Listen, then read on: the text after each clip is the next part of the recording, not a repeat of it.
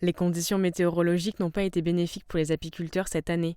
Laurent, professionnel, nous emmène sur une de ses exploitations pour faire le bilan. Pour une production optimale de miel, 3 conditions sont nécessaires.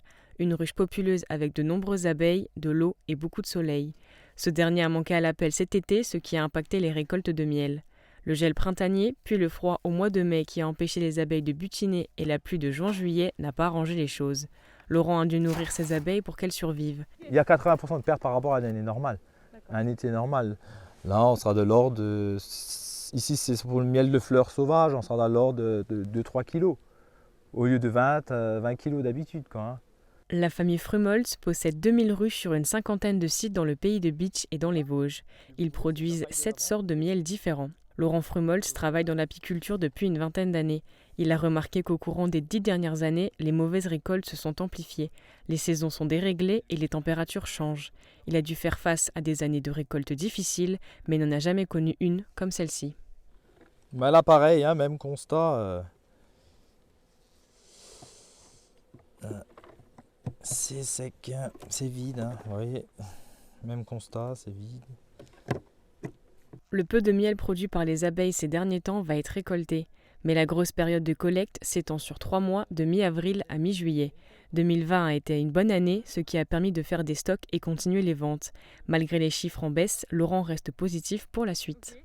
Il ne faut pas être fataliste. Et après, cette année, c'est beaucoup la faute à pas de chance. Voilà, on ne peut pas dire autrement, c'est la faute à pas de chance. Et puis non, forcément, l'année prochaine ne peut que être plus belle. Laurent est un apiculteur professionnel, il vit de sa production. Pour d'autres, les abeilles sont une passion, mais ils ont également été impactés par les intempéries des derniers mois. En 2020, 80 personnes ont adhéré au syndicat des apiculteurs du pays de Bitche.